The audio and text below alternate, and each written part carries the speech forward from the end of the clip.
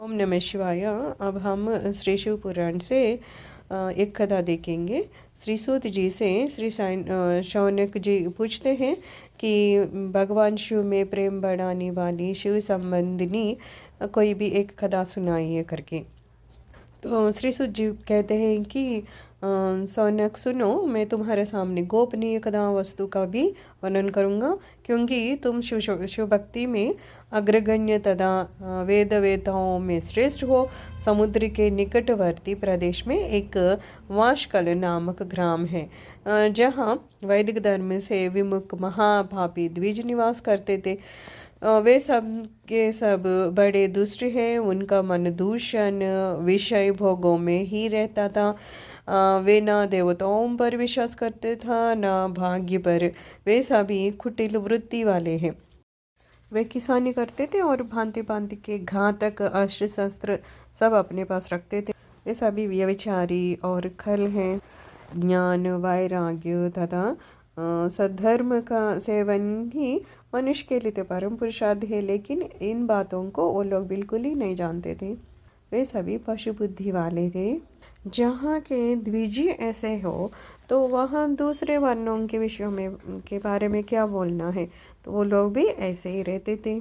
वहाँ के सब स्त्रियाँ भी कुटिल स्वभाव के थे, स्वेच्छाचारिणी थे, पापासक्त थे, कुत्सित विचार वाली और व्यभिचारिणी थे। इस तरह वहाँ सिर्फ दुष्टों का ही निवास है। तो उसी वाशकल नामक ग्राम में किसी समय एक बिंदुग नामधारी ब्राह्मण रहता था। वो भी बड़ा अधम था, दुरात्मा और महापापी था। यद्यपि उसकी स्त्री बड़ी सुंदरी थी, तो भी वह कुमार्ग पर ही चलता था। उसकी पत्नी का नाम चंचला था।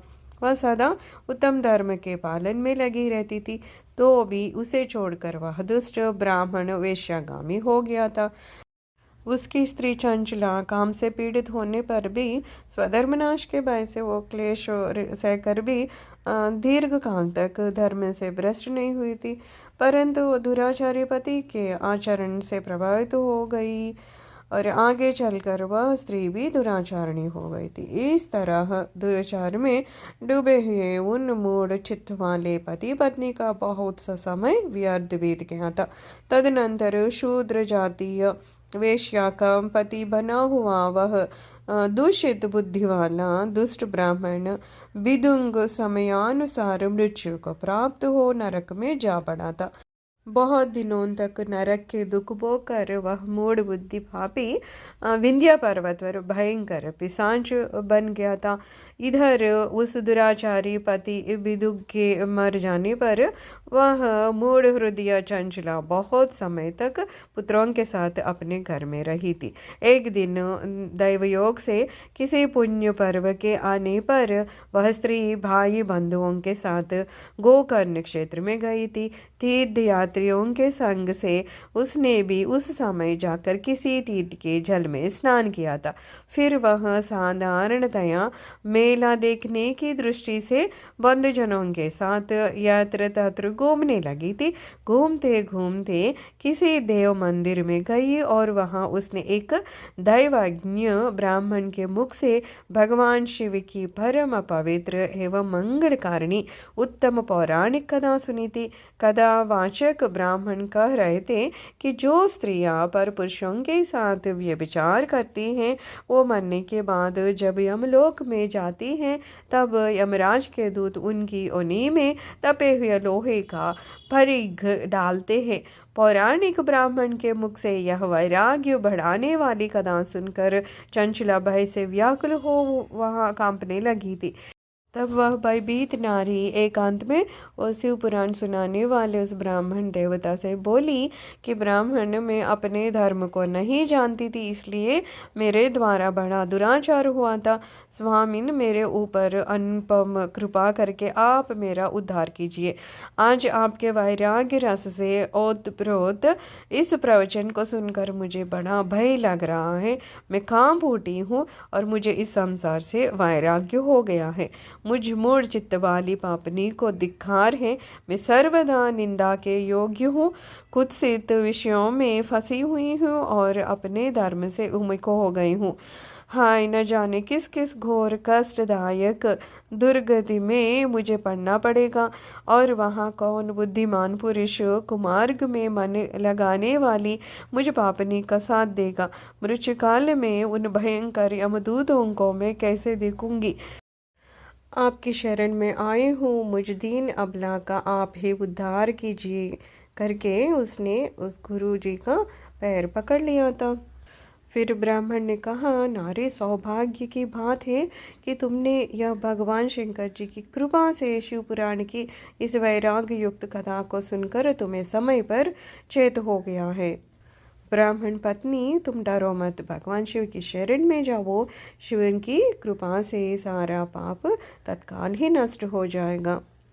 इस प्रकार उसने भगवान शिव में लगी रहने वाली उत्तम बुद्धि पाकर शिव के सच्चिदानंदमय स्वरूप का बारंबार चिंतन आरंभ किया था। तत्पश्चात समय के पूरे होने पर भक्ति, ज्ञान और वैराग्य से युक्त हुई चंचला ने अपने शरीर को बिना किसी कष्ट के त्याग दिया था। इतने में वहाँ एक दिव्य विमान शिव जी से भेजा हुआ आई। उस विमान पर चंचला आरूढ़ हुई और भगवान शिव के श्रेष्ठ पार्षदों ने उसे तत्काल शिवपुरी में पहुंचा दिए थे। उसके सारे मल धुल गए थे। वह दिव्य रूप धारिणी दिव्यांगना हो गई थी। उसके दिव्य अवयव उसकी शोभा बढ़ाते थे। मस्तक पर अर्धचंद्र का मुकुट धारण किए वह गौरांगी देवी शोभाशाली दिव्य आभूषणों से विभूषित थी। शिवपुरी में पहुंचकर उसने सनातन देवता त्रिनेत्रधारी महादेव जी को देखा। सभी मुख्य देवता उनकी सेवा में खड़े थे। गणेश जी, भृंगी, नंदीश्वर तथा वीरभद्रेश्वर आदि उनकी सेवा में उत्तम भक्ति भाव से उपस्थित थे। उनकी अंग कांति करोड़ों सूर्यों के समान प्रकाशित हो उठे थे। कंठ में नील चिह्न शोभा पाता था। तो 5 मुख और प्रत्येक मुख में 3 नेत्र थे। मस्तक पर अर्धचंद्राकार मुकुट शोभा देता था। उन्होंने अपने वामांग भाग में गौरी देवी को बिठा रखे थे, जो विद्युत पुंज के समान प्रकाशित थी। गौरीपति महादेव जी की कांति कपूर के समान घोर थी। उनका सारा शरीर श्वेत भस्म से भासित था। शरीर पर श्वेत वस्त्र शोभा पा रहे थे। इस प्रकार परम उज्ज्वल भगवान शंकर का दर्शन करके वह ब्राह्मण पत्नी चंचला बहुत प्रसन्न हुई थी। इस तरीके से चंचला का उद्धार हुआ। ओम नमः शिवाय।